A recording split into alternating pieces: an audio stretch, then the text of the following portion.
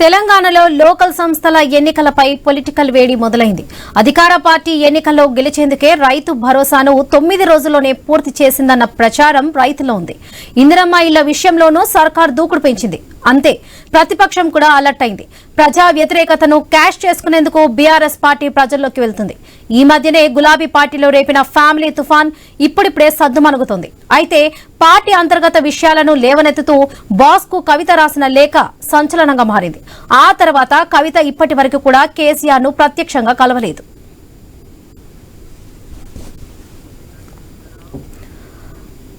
అంతేకాదు, తెలంగాణ ఉద్యమంలో జోరుగా పాల్గొన్న తెలంగాణ జాగృతి సంస్థను మళ్లీ యాక్టివేట్ చేసేందుకు కవిత ప్రయత్నాలు చేస్తుంది.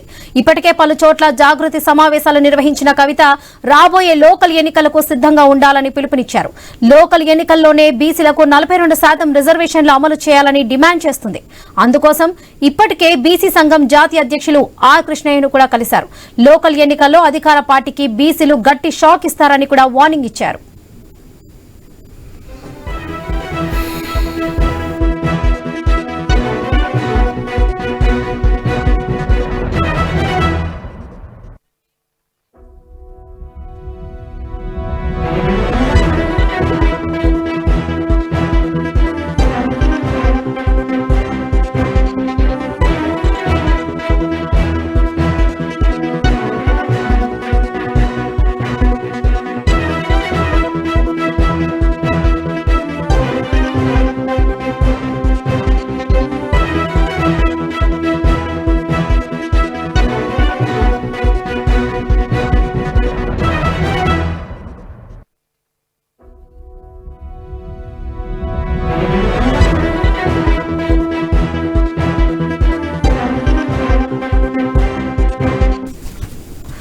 అయితే తెలంగాణ జాగృతి శ్రేణులను కూడా లోకల్ ఎన్నికల బరిలో ఉంచాలని కవిత భావిస్తున్నారు. అందుకే జాగృతి కార్యకర్తలకు ఓ పిలుపు కూడా ఇచ్చారు. ఇలాంటి టైంలో ఎన్నికలపై కవిత ఇచ్చిన స్టేట్మెంట్ సంచలనంగా మారింది. కాంగ్రెస్ పనితీరుపై ప్రజలు విసుగుపోయి ఉన్నారని, ఇది బీఆర్ఎస్ కు ఉపయోగపడుతుందని కామెంట్ చేశారు. రాష్ట్రంలో స్థానిక ఎన్నికలు నిర్వహిస్తే 80% స్థానాల్లో గులాబీ పార్టీ గెలిచే అవకాశాలున్నాయని వ్యాఖ్యానించారు కవిత. అంటే ఇంకా బీఆర్ఎస్ పార్టీతో టచ్ లో ఉన్నట్లుగానే సంకేతాలు ఇస్తున్న కవిత రాబోయే ఎన్నికల్లో గులాబీ పార్టీని గెలిపిస్తామన్నారు. అంతేకాదు, స్థానిక ఎన్నికల్లో జాగృతి నాయకులు ఎవరైనా పోటీ చేయాలని భావిస్తే బీఆర్ఎస్ వర్కింగ్ ప్రెసిడెంట్ కేటీఆర్ ను కలిసి విజ్ఞప్తి చేయాలని సూచించారు. లోకల్ గా ఏమైనా సమస్యలుంటే కేటీఆర్ కు లేఖ రాయాలని జాగృతి క్యాడర్ కు పిలుపునిచ్చారు కవిత. జాగృతి ఆధ్వర్యంలో చేపడుతున్న కార్యక్రమాలకు బీఆర్ఎస్ నాయకులు కూడా వస్తున్నారని తెలిపారు. అంటే వచ్చే లోకల్ ఎన్నికల్లో బీఆర్ఎస్ తోనే వెళ్లాలని కవిత నిర్ణయంగా ఉన్నట్లు తెలుస్తుంది. అయితే BRS chief KCR, working president KTR ఎంతవరకు రియాక్ట్ అవుతారు? లేఖ దుమారం తర్వాత కవితను కలుపుకొని వెళ్తారా? కలిసి వెళ్తే జాగృతి శ్రేణులకు కూడా టికెట్లు ఇచ్చే ఛాన్స్ ఉందా? దీనిపై కేటీఆర్ ఎలా స్పందిస్తారు అన్నదే ఇప్పుడు గులాబీ శ్రేణులో చర్చగా మారింది.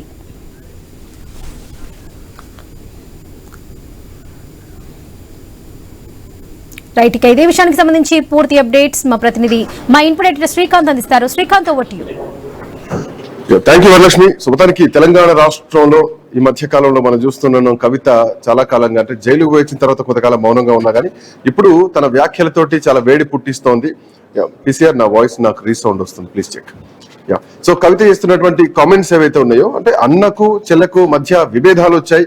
సో ఈ విభేదాలు అఫ్ కోర్స్ రాజకీయాల్లో ప్రధానంగా కనిపిస్తూనే ఉన్నాయి. చాలా రోజుల నుంచి ఈ విభేదాలు వస్తున్నాయని చెప్పేసి మనం చూస్తూనే ఉన్నాం. బట్ ఇట్లా నేపథ్యంలో బీఆర్ఎస్ పార్టీ నాది, బీఆర్ఎస్ పని కొత్త పార్టీ పెట్టాల్సినటువంటి అవసరం లేదు, పార్టీలో సమస్యలు ఉన్నటువంటి మాట వాస్తవమే. పార్టీ నన్ను అంటే గతంలో నాకు కొంత ఫ్రీడమ్ ఉండేది, బట్ తెలంగాణ రాష్ట్రం వచ్చిన తర్వాత ఆ ఫ్రీడమ్ కోల్పోయాను.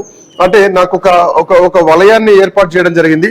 అంతకుముందు నేను చాలా బతుకమ్మ సెలబ్రేషన్స్ ని కానీ బతుకమ్మను జాగృతి ఆధ్వర్యంలో చాలా ఘనంగా చేసేవాడు. బట్ ఎప్పుడైతే రాష్ట్రం ఏర్పడదో, రాష్ట్రం ఏర్పడిన తర్వాత ఒక బౌండరీస్ నాకు ఫిక్స్ చేయడం జరిగింది. అండ్ మోరోవర్ అరెస్ట్ అయ్యేటువంటి టైంలో కూడా నాకు ఎవరూ పెద్దగా సహాయం చేయలేదు, పార్టీ నుంచి కూడా పెద్ద సహకారం రాలేదు. ఎంత రిక్వెస్ట్ చేసినా నా మీద జరుగుతున్నటువంటి ప్రచారాన్ని తిప్పికొట్టాలని చేసినా కానీ పెద్దగా సహాయం దొరకలేదు అన్నటువంటి అంశాన్ని కవిత ఒకరొక సందర్భంలో చెప్పడం జరిగింది. మోరోవర్ కవిత కొత్త పార్టీ పెట్టబోతున్న తెలంగాణ రాష్ట్రంలో, అంటే కొత్త పార్టీ పెట్టేందుకు బీఆర్ఎస్ పార్టీ నాది. అండ్ మోరోవర్ భవిష్యత్తులో ఎప్పటికైనా ముఖ్యమంత్రి అవుతాను, అది 10 ఏళ్లకైనా 20 ఏళ్లకైనా ఖచ్చితంగా ముఖ్యమంత్రిని అవుతానంటూ కూడా అఫ్ కోర్స్ ఆశాభావం వ్యక్తం చేయడం తప్పేం లేదు. ఎవరైనా రాజకీయాల్లోకి వచ్చి ముఖ్యమంత్రి కావాలని కోరుకుంటా ఉంటాం. సో ఆ విషయంలో కవితను పెద్దగా క్వశ్చన్ చేయాల్సినటువంటి అవసరం లేకపోయినా కానీ ఇప్పుడు కవిత చేసినటువంటి కామెంట్స్ ఏదైతే ఉందో జాగృతి విషయంలో ఈ ఎన్నికల్లో ఈసారి జాగృతి నాయకులు కూడా పోటీలో ఉండబోతున్నారా బీఆర్ఎస్ పార్టీకి ఈక్వల్ గా? సో వాళ్ళకు కూడా టికెట్లు కేటాయించాలని కవిత డిమాండ్ చేయబోతున్నారా, లేదంటే జాగృతి వాళ్ళనే పోయి కేటీఆర్ అడగాలి అని చెప్పేసి కవిత పిలుపునిస్తున్నారా? సో జాగృతి చాలా ప్యారలల్ గా నడుపుతున్నా కానీ బీఆర్ఎస్ పార్టీ వేరు జాగృతి వేరు అన్నది మాత్రం కనిపిస్తోంది. కవిత కేటీఆర్ తో విభేదాలు లేవని చెప్పినా గానీ కవిత లేఖ ఎట్లా లీక్ అయిందో అనేది మాత్రం కేసీఆర్ చుట్టూ ఉన్నటువంటి దయ్యాలు ఎవరో బయట పెట్టాలంటూ కూడా ఇప్పటికే ఆమె చెప్తున్నారు, అదే మాట అంటున్నారు. బట్ ఇట్లాంటి నేపథ్యంలో రాజకీయ పరంగా కొంత విభేదాలు మాత్రం కేటీఆర్ తో వచ్చినటువంటి మాట మాత్రం వాస్తవం అని చెప్పాలి. అయితే కవిత మూవ్మెంట్ ఇంకా ఎట్లా ఉండబోతోంది, అన్ని అంశాలు కూడా ఒకసారి చర్చించే ప్రయత్నం చేద్దాం. మనతో పాటు కరెస్పాండెంట్ స్వామి అందుబాటులో ఉన్నారు. Swami, good afternoon. సో తెలంగాణలో కవిత కొత్త పార్టీ పెడుతుందా అన్నటువంటి క్వశ్చన్ కి బీఆర్ఎస్ పార్టీ అనేది కొత్త పార్టీ పెట్టాల్సినటువంటి అవసరం నాకేంది అని చెప్పేసి అటు కవిత చేసినటువంటి కామెంట్స్, రైట్? బిఫోర్ దట్ స్వామి కంటే ముందు మల్లెపల్లి యాదగిరి గారు మనతో పాటు ఉన్నారు, బీఆర్ఎస్ పార్టీ నాయకులు. యాదగిరి గారు నమస్తే, గుడ్ ఆఫ్టర్నూన్. నమస్తే, గుడ్ ఆఫ్టర్నూన్. యాదగిరి గారు good afternoon. Good afternoon sir. So మొత్తానికి అంటే కవిత రానున్న కాలంలో అంటే జాగృతిని ఈక్వల్ గా ప్యారలల్ గా తీసుకెళ్లిపోతున్నారు. సో రేపటి రోజున జాగృతి నుంచి కూడా టికెట్లు కావాలని చెప్పి డిమాండ్ చేసేటువంటి అవకాశాలు కూడా అనిపిస్తున్నాయి. ఇప్పటికే కేటీఆర్ నెల్లి కలవండి జాగృతి నుంచి టికెట్ల కోసం అని మాట్లాడుతున్నారు. సో ఈ విభేదాలు ఇంకా నడుస్తున్నాయా? రేపటి రోజున బీఆర్ఎస్ పార్టీకి ప్యారలల్ గా జాగృతి నాయకులు కూడా టికెట్లు అడిగేటువంటి అవకాశం ఉందా? సో పార్టీలో ఏ అండ్ బి లాంటి పరిస్థితులు ఏమైనా కనిపిస్తున్నాయి అనుకోవాలా? యాదగిరి గారు ఎట్లా చూస్తారు? ముందుగా మీకు ప్యానెల్లో ఉన్న వారికి ఐన్యూస్ ప్రేక్షకులకు నమస్తే.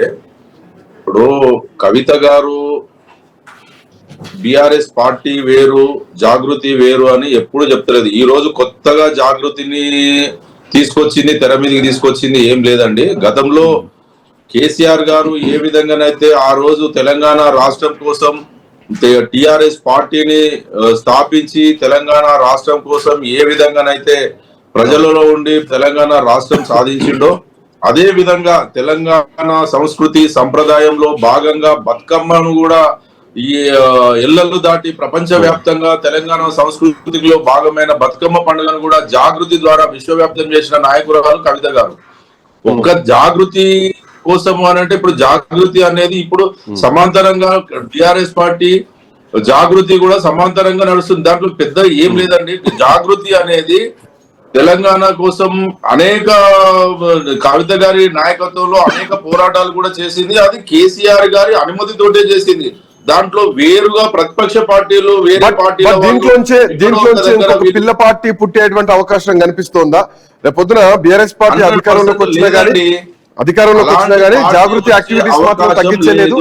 జాగృతి తరపున ఉద్యమాలు చేస్తూనే ఉంటాం. రేపు అధికారంలోకి వచ్చిన తర్వాత కూడా జాగృతిని రాష్ట్రంలోని నలుమూలన విస్తరింపజేస్తామని మాట్లాడుతున్నారు. సో భవిష్యత్తులో ముఖ్యమంత్రి అవుతాను అన్న మాట ఒకటైతే గనక ఇప్పటి నుంచే జాగృతిని స్ట్రెంథన్ చేస్తున్నాను, బట్ కేసీఆర్ ఆదేశాలతో కొంత యాక్టివిటీస్ తగ్గించాం అన్న మాట కూడా కవిత నుంచే వినిపిస్తోంది. సో రేపు పొద్దున జాగృతి ఎఫెక్ట్ అవుతుందా బీఆర్ఎస్ పార్టీకి? అది తప్పుడు సమాచారం అండి. ఇప్పుడు జాగృతి అనేది మొన్న కవిత గారు కూడా అక్కడ ఆఫీస్ ఓపెన్ చేసినప్పుడు పత్రికా ముఖంగా మీడియా ముఖంగా బహిరంగంగా చెప్పింది. కేసీఆర్ గారికి జాగృతి బీఆర్ఎస్ పార్టీ రెండు కండ్ల లాంటివి. జాగృతిని కూడా జాగృతి ఆధ్వర్యంలో కవిత గారి నాయకత్వంలో అనేక పోరాటాలు గతంలో కూడా చేసినాం, ఇప్పుడు కూడా చేస్తాం.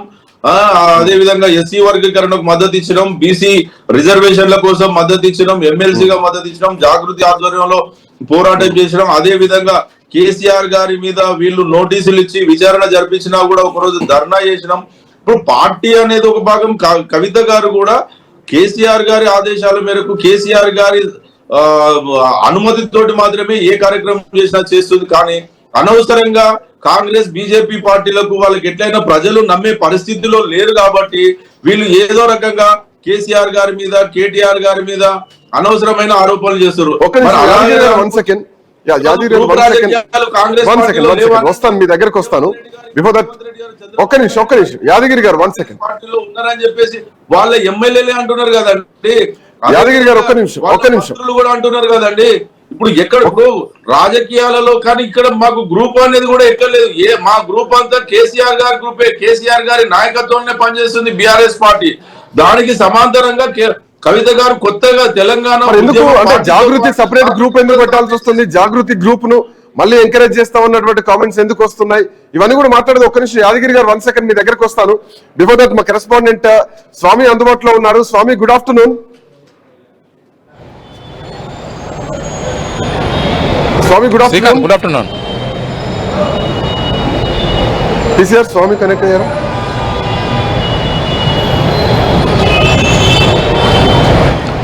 శ్రీకాంత్, యా స్వామి వినిపిస్తుందా?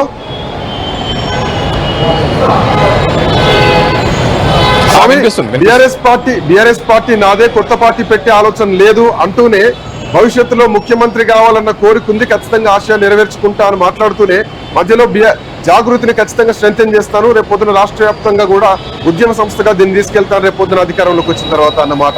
సో జాగృతి రేపు పొద్దున బీఆర్ఎస్ పార్టీకి బి పార్టీ కాబోతోంది అనుకోవచ్చా? కవిత మాటలు ఎట్లా చూడొచ్చు? అండ్ వీళ్ళిద్దరి మధ్యలో విభేదాలు ఇంకా అదే స్థాయిలో కొనసాగుతున్నాయి అనుకోవచ్చా? కేటీఆర్ అండ్ కవిత మధ్యలో ఎట్లా చూడొచ్చు స్వామి?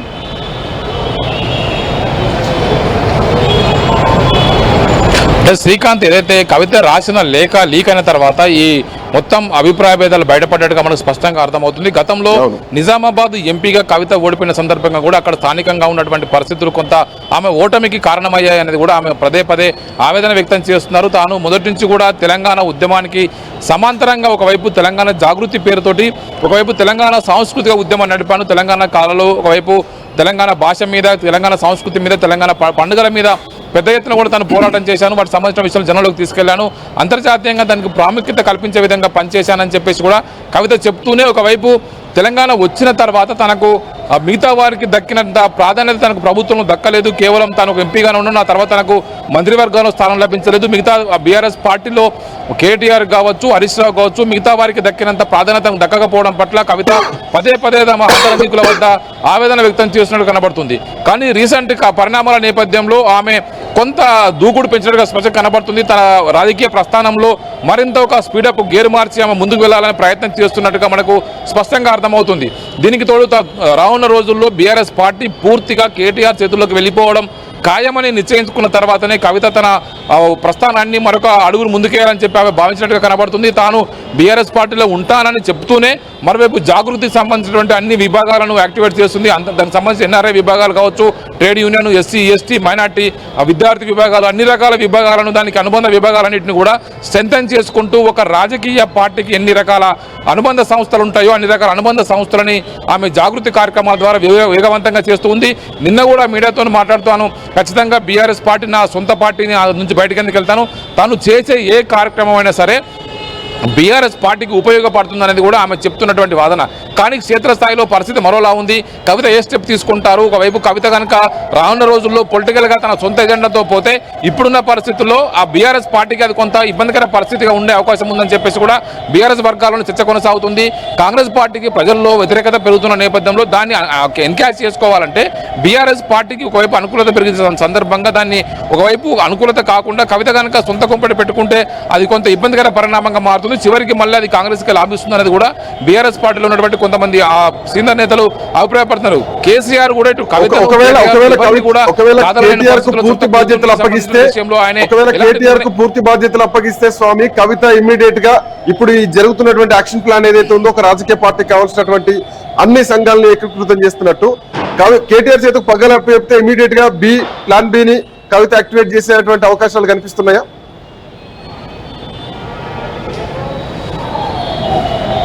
అంటే బీఆర్ఎస్ పార్టీలో మరొక వాదన లేకపోలేదు. తెలంగాణలో ఇప్పటికే 2 జాతీయ పార్టీలు ఉన్నాయి, 2 ప్రాంతీయ పార్టీలు ఉంటే తప్పేంటనేది కూడా బీఆర్ఎస్ పార్టీలో కొంతమంది వినిపిస్తున్నటువంటి వాదన. తెలంగాణలో ఒకవైపు కాంగ్రెస్, బీజేపీ 2 జాతీయ పార్టీలు ఉన్నాయి. ఆంధ్రప్రదేశ్లో కూడా జనసేన, టీడీపీ లాగా 2 ప్రాంతీయ పార్టీలు బలంగా ఉంటే ఎవరికి వారు కలిసి వచ్చే అవకాశం ఉంటుంది. ఇప్పుడు వేరే వ్యక్తులకు స్కోప్ ఇవ్వకుండా అది కూడా మనమే తీసుకుంటే ఎలా ఉంటుందనేది కూడా కవిత ఆలోచించే ఇలా ముందస్తు జాగ్రత్తతోనే ఇతరులకు అవకాశం ఇవ్వకుండా ఆ గ్యాప్ను కూడా తానే ఫిల్ చేయాలని చెప్పి తాను భావించే ఇలా ఇలాంటి అడుగులు ఒక్కొక్కటిగా ఆమె వేస్తున్నట్టుగా స్పష్టంగా కనబడుతుంది. ఒకవైపు రీసెంట్ గా ఆమె ఖమ్మం జిల్లాలో పర్యటించి వచ్చారు. భద్రాచలంలో 5 గ్రామాల ఇష్యూను ఒకవైపు ఆమె తెరపై తీసుకొచ్చారు. ఆమె ఏ ఇష్యూను లేవనెత్తినా కూడా ప్రభుత్వం వెంటనే స్పందించడానికి రిప్లై ఇస్తూ ఉంది. రీసెంట్ గా జిహెచ్ఎంసీ టెండర్ల విషయంలో కావచ్చు, ఆమె లేఖ రాసిన మరుక్షణమే ప్రభుత్వం వాటిని రద్దు చేయడం జరిగింది. ఆమె చేస్తున్నటువంటి ఒక్కొక్క ఎత్తుగడకు సంబంధించి ఆమె ఏ విధంగా ముందుకు వెళ్తుంది, బీఆర్ఎస్ చేయలేని ప్రతి కార్యక్రమాన్ని తాను చేసి చూపిస్తాను, వాటిని సక్సెస్ చేస్తానని చెప్పి ఆమె చెప్పకనే చెప్తున్న జనంలోకి వెళ్తుంది.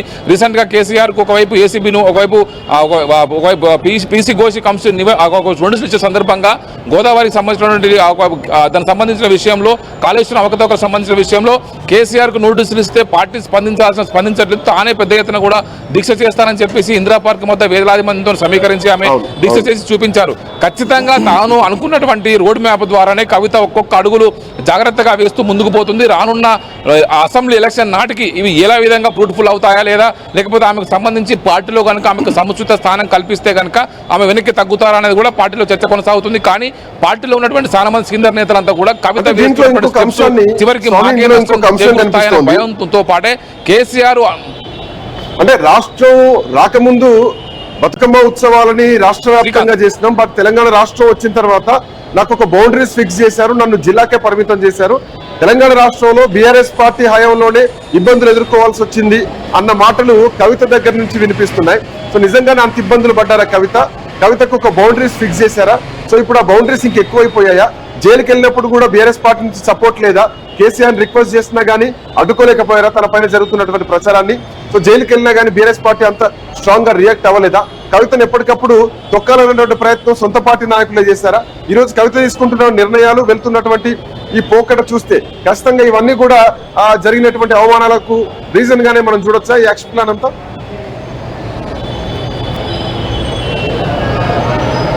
అంటే ఒకవైపు కవితకు సంబంధించి తెలంగాణ రాకముందు ఆమె అత్యంత దూకుడుగా వ్యవహరించారు. ఒకవైపు బీఆర్ఎస్ అప్పుడున్న టీఆర్ఎస్ పార్టీ ఏ స్థాయిలో కార్యక్రమం నిర్వహించిందో అంతే తనకున్నటువంటి తన ప్రస్థానంలో తనకున్నటువంటి సాంస్కృతిక విభాగం ద్వారా, ఒకవైపు తెలంగాణ జాగృతి ద్వారా ఒకవైపు కళలు, సాహిత్యము, పండుగలు అనేక రకాల అంశాలపైన ఆమె జనంలోకి వెళ్ళి తెలంగాణ సాహిత్యాన్ని, తెలంగాణ కళల్ని, తెలంగాణ పండుగల్ని విశ్వవ్యాప్తం చేయడంలో ఆమె సక్సెస్ అయ్యారు. ఆ విషయంలో ఆమెకంటూ తన ప్రత్యేక గుర్తింపు ఉంది. తెలంగాణలో ఒకవైపు కేటీఆర్ కేవలం కేసీఆర్ చిత్రఛాయలో పనిచేస్తే తాను ఇండిపెండెంట్ గా పనిచేసి తనను తాను నిరూపించుకున్నాను, తను సక్సెస్ఫుల్ పొలిటీషియన్ అయినప్పటికీ కూడా తనను పార్టీలో కావాల్సినంత గుర్తింపు రాలేదనేది కూడా భావన ఆమెలో ఉంది. తను క్యాబినెట్ లో తీసుకోలేదు, తనకు కేవలం ఎంపీగా చేసి ఢిల్లీకి పంపించారు, ఢిల్లీకే పరిమితం చేశారనేది కూడా ఆమె ఒక బాధ ఒకటే ఉంది. దానికి తోడు మరోవైపు ఇప్పుడు జరుగుతున్న పరిణామాల్లో పార్టీ పూర్తిగా కేటీఆర్ చేతులకు వెళ్ళిందన్న విషయం స్పష్టంగా అర్థమవుతుంది. కేసీఆర్ తర్వాత కేటీఆర్ అనే విషయం మొన్న రీసెంట్ గా జరిగిన సిల్వర్ జూబ్లీ సమావేశంలో అది స్పష్టంగా అర్థమైంది. పార్టీ యావత్ క్యాడర్ అంతా కూడా కేటీఆర్ సపోర్ట్ గానే ఆ సభకు వెళ్ళడం జరిగింది. సభలో KTR next successor, KCR next successor KTR అనే విషయాన్ని స్పష్టంగా అక్కడ ఎస్టాబ్లిష్ కావడంతోనే కవిత తన అడుగుల్ని మరింత దూకుడుగా తీసుకెళ్లే ప్రయత్నం చేస్తున్న స్పష్టంగా కనబడుతుంది. తను చేస్తున్నటువంటి ఈ ప్రయత్నాలు రానున్న రోజుల్లో పార్టీకి ఉపయోగపడతాయి, లేకపోతే ఆమె సొంతగా మరొక నిర్మాణం చేసుకుని ముందుకు వెళ్తుందా అనేది కూడా కొంత సస్పెన్స్ అయితే కొనసాగుతుంది. ఇప్పటికైతే తాను బీఆర్ఎస్ పార్టీలో ఉన్నాను, తనదే బీఆర్ఎస్ పార్టీ అని చెప్పేసి ఆమె క్లెయిమ్ చేస్తూ ఉన్నది. Srikanth, right, thank you Swamy, thanks for joining. Right, Nizamabad నుంచి మా కరెస్పాండెంట్ శ్రీకాంత్ కూడా మనతో పాటు అందుబాటులో ఉన్నారు. Srikanth, good afternoon. So Kavitha గురించి ప్రత్యేకంగా చెప్పాల్సిన అవసరం లేదు. నిజామాబాద్ లో ఎంపీగా పోటీ చేసి గెలిచినటువంటి వ్యక్తి, ఆ తర్వాత ఓటమి పాలైనటువంటి వ్యక్తి, ఆ తర్వాత మళ్ళీ ఎమ్మెల్సీగా ఉన్నారు. సో నిజాం ఒక ప్రోటోకాల్ ఉండాలన్న ఉద్దేశంతో కేసీఆర్ ఎమ్మెల్సీ ఇచ్చారని, బట్ మళ్ళీ నిజామాబాద్ లో ఈసారి పోటీ చేయడానికి కవిత ముందుకు వస్తున్నారు. మోరోవర్ అది కవితకు సొంత గడ్డ లాగా భావిస్తూ ఉంటారు కాబట్టి అక్కడ తన అస్తిత్వం ఎక్కువ ఉంటా ఉంది కాబట్టి గతంలో అక్కడ పనులు కూడా చేసినటువంటి చరిత్ర ఉంది ఎంపీగా గెలిచినప్పటి నుంచి. సో ఇట్లా నేపథ్యంలో నిజామాబాద్ లో కవితకున్నటువంటి గ్రాస్ ఎట్లా ఉంది, ఎట్లాంటి పరిస్థితుల్లో కవిత ఉన్నారు ఇప్పుడు, అండ్ మోర్ ఓవర్ ఏంటంటే జాగృతి గనక ఒకవేళ విస్తరిస్తే గనక సో ఎట్లా ఉండబోతోంది? కవితను మళ్ళీ నిజామాబాద్ ప్రజలు ఓట్లేసే అవకాశం ఉందా, ఆదరించే అవకాశం ఉందా? కవిత వ్యూహాలు ఎట్లా ఉన్నాయి నిజామాబాద్ లో శ్రీకాంత్? ఎస్ శ్రీకాంత్, గత నెలలో కవిత గారు నిజామాబాద్ జిల్లా పర్యటనకు కూడా వచ్చారు. అయితే అక్కడ ఆ పర్యటనలో మనం ప్రధానంగా చూసుకున్నట్టయితే ఎక్కడైతే ఫ్లెక్సీలు ఏర్పాటు చేశారో, హోర్డింగ్స్ ఏర్పాటు చేశారో అక్కడ ఎక్కడ కూడా బీఆర్ఎస్ పార్టీకి సంబంధించినటువంటి నేతలు కానీ, బీఆర్ఎస్ కి సంబంధించినటువంటి గుర్తులు కానీ ఏమీ లేకుండా కేవలం జాగృతి ఆధ్వర్యంలోనే ఆమె ఇక్కడికి వచ్చారు. ఆ నేపథ్యంలో కొంతమంది నాయకులు తప్ప ఏదైతే నిజామాబాద్ జిల్లాలో ఉన్నటువంటి కాన్స్టిట్యున్సీ ఇన్ఛార్జీలు ఎవరైతే ఉన్నారో ఎవరు కూడా కవితను వచ్చి కలిసినటువంటి దాఖలాలు లేవు. మాజీ ఎమ్మెల్యేలు ఇక్కడ ఉన్నప్పటికీ కూడా కొంతమంది ఆమెను కలిసే ప్రయత్నం అయితే చేయలేదు. అంటే ఈ నేపథ్యంలో జాగృతిని వేదికగా చేసుకొని ఎవరైతే పార్టీకి మొదటి నుంచి జాగృతిలో ఉండి పార్టీకి పనిచేసినటువంటి కవిత అనుచరులు ఎవరైతే ఉన్నారో వాళ్ళు ఇప్పుడు పోటీకి ఇప్పుడు వస్తున్నటువంటి స్థానిక సంస్థల ఎన్నికల్లో పోటీకి సిద్ధమవుతున్నారు. ఈ నేపథ్యంలో కవిత చేసినటువంటి కామెంట్స్ కూడా హాట్ గానే మారాయని చెప్పవచ్చు. జిల్లాలో ఇది కూడా ఒక చర్చనీయమైన అంశంగా మారిందని చెప్పవచ్చు. ఇన్నాళ్ళు బీఆర్ఎస్ గా ఉన్నటువంటి తాము ఇప్పుడు జాగృతిలో పోటీకి వాళ్ళంతా ఇప్పటికే గ్రౌండ్ కూడా చేసుకున్నారు. ఈ నేపథ్యంలో ఇప్పుడు కేటీఆర్ ని కలవాలని చెప్పేసి కవిత సూచనలు కూడా కొంత గందరగోళ పరిస్థితులు అయితే నెలకొన్నాయి. కవితనే నమ్ముకున్నాము, కవితతోనే ఉన్నాము, ఇప్పుడు కేటీఆర్ దగ్గరికి వెళ్ళి తాము స్థానిక సంస్థల పోటీకి టికెట్స్ కోసం అడిగితే రెండు పాయింట్స్ కనిపిస్తున్నాయి. ఒకవైపు కవిత టికెట్ కోసం కేటీఆర్ ని కలవండి అని అంటే కవితను కేటీఆర్ మధ్యలో రాజకీయ విభేదాలు ఉన్నాయి కనిపిస్తోంది. ఏ విభేదాలు లేవని చెప్పినా కానీ రాజకీయంగా విభేదం ఉంది కనిపిస్తోంది. కేటీఆర్ జాగృతి వాళ్లకు రేపొద్దున అవకాశం ఇచ్చేటువంటి టికెట్లు ఇచ్చేటువంటి అవకాశం ఉందా అన్న పాయింట్ ఒకటైతే కనుక రేపొద్దున అసెంబ్లీ ఎన్నికలు వస్తే కవిత ఖచ్చితంగా బీఆర్ఎస్ పార్టీ బీఫామ్ మీదనే గెలవాల్సినటువంటి అవసరం ఉంటుంది, ఎన్నికలకు పోవాలి. ఇప్పటికే బీఆర్ఎస్ పార్టీ నాయకులు కార్యకర్తలు ఎవరు కూడా ప్రోటోకాల్ ప్రకారం కవిత దగ్గర రావట్లేదు. ఫ్లెక్సీల్లో కూడా అక్కడ కారు బొమ్మలు లేవు, గులాబీ బొమ్మలు లేవు. రేపొద్దున కవిత దిగితే గనక బీఆర్ఎస్ పార్టీ నాయకులు కవితతో ఉంటారా, లేదంటే సహాయ నిరాకరణ ఏమైనా జరుగుతుంది అనుకోవాలా? ఎట్లా చూడొచ్చు ఈ పాయింట్ ని శ్రీకాంత్? అంటే ఈ పాయింట్ ని మనం చూసినట్టయితే ఇప్పటికే కవిత నిజామాబాద్ జిల్లాలో ఉన్నటువంటి ఇన్ఛార్జ్లను కొంతమందిని మార్చాల్సినటువంటి అవసరం ఉందని కూడా ఒక కామెంట్ చేశారు. ఈ నేపథ్యంలో ఇక్కడ ఉన్నటువంటి బీఆర్ఎస్ కి సంబంధించినటువంటి నాయకులంతా ఆయన పైన కాస్త ఇదిగా ఉన్నట్టు మనకు తెలుస్తుంది. ఎందుకంటే తాను ఓటమికి కారణం ఇక్కడ ఉన్నటువంటి కొంతమంది ఎమ్మెల్యేల వల్లనే తాను ఓడిపోయానని చెప్పేసి గతంలో కూడా చెప్పారు. మొన్న కూడా ఒక సందర్భంలో ఈ ప్రస్తావన కూడా వచ్చింది. ఈ నేపథ్యంలో కవితతో బీఆర్ఎస్ నాయకులు ఎంతమంది కలిసి వెళ్తారు ఏంటి అనేది ఒక క్వశ్చన్ గానే మారిందని చెప్పవచ్చు. ఎందుకంటే తన ఓటమికి కారణం వీలే అనే ఒక స్పష్టమైనటువంటి ఒక కామెంట్ తో ఇక్కడ ఉన్నటువంటి నియోజకవర్గానికి సంబంధించినటువంటి ఇన్ఛార్జీలు చాలా మంది కాస్త కవిత మీద కొంచెం ఇదిగా ఉన్నట్టయితే మనకు స్పష్టంగా అర్థమవుతుంది. ఇక రానున్న రోజుల్లో పార్టీ ఒకప్పుడు కవిత పూర్తిగా నిజామాబాద్ జిల్లాను పూర్తిగా తన కనుసరణలో నడిపించారు. ఆ పార్టీకి 2014 తర్వాత నిజామాబాద్ లో క్లీన్ స్వీప్ కూడా చేసినటువంటి సందర్భాలు ఉన్నాయి. కానీ ఇటీవల జరుగుతున్నటువంటి పరిణామాలు కావచ్చు, జాగృతిని జిల్లాకే పరిమితం చేస్తారని కవిత కొన్ని కామెంట్స్ చేయడం జరిగింది. రేపొద్దున జాగృతిని స్టేట్ వైడ్ విస్తరిస్తూ నిజామాబాద్ జిల్లాలో రేపొద్దున ఎమ్మెల్యే గానో ఎంపీ గానో పోటీ చేస్తే సో ఖచ్చితంగా స్టేట్ లెవెల్ గుర్తింపు కోసం సొంత పార్టీలో కాకుండా బయట నుంచి ప్రయత్నం చేస్తున్నారు అనుకోవాలా? స్టేట్ లో రాజకీయ పార్టీగా ఉద్భవించడానికి సో ఇప్పుడు అడుగులు అటే పడుతున్నాయి అనుకోవచ్చా భవిష్యత్తు కాలానికి?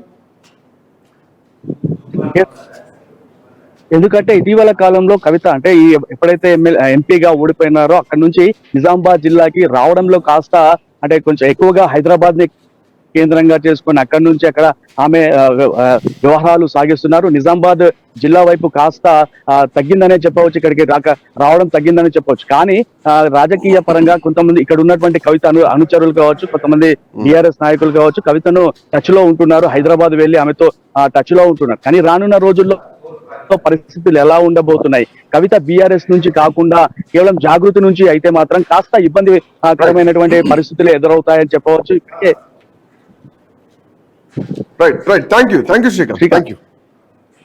Thanks for joining. Thank you Yadagiri గారు, శ్రీకాంత్. సో మొత్తానికి కవిత రేపటి రోజున ఎమ్మెల్సీ స్థానిక సంస్థలే ఎన్నికలు రాబోతున్నాయి.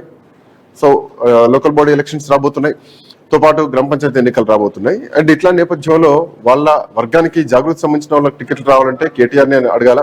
సో కవిత పాత్ర ఏమిటి, జాగృతి పరిస్థితి ఏమిటి, రానున్న కాలంలో టికెట్లు ఇప్పించుకునేటువంటి పరిస్థితి ఉన్నారా, సీట్లు ఇప్పించుకునే పరిస్థితులు ఒకవేళ వచ్చినా గానీ బీఆర్ఎస్ పార్టీ నాయకత్వం లోకల్ గా సపోర్ట్ చేసేటువంటి అవకాశం ఉందా? భవిష్యత్తులో జాగృతిని ఒక బీఆర్ఎస్ పార్టీకి బి పార్టీగా వచ్చేటువంటి అవకాశాలు ఉన్నాయా? దాంట్లో వ్యూహంలో భాగంగానే కవిత చేసినటువంటి కామెంట్స్ ఏదైతే రానున్న కాలంలో రాష్ట్రానికి ముఖ్యమంత్రి కావాలనుకుంటున్నా, సో కేటీఆర్ ఉండగా ముఖ్యమంత్రి కావాలనుకోవడం అంటే ఖచ్చితంగా ఒక పార్టీ పెట్టి ముఖ్యమంత్రి కావాలనుకోవడంలో తన అంతరార్థం కనిపిస్తుంది అనుకోవాలా? చూడాలి ఎట్లా ఉండబోతోందో ఈ కుటుంబ రాజకీయం. చూద్దాం. That's all for next updates continue అయితే కీప్ వాచింగ్ ఐ న్యూస్.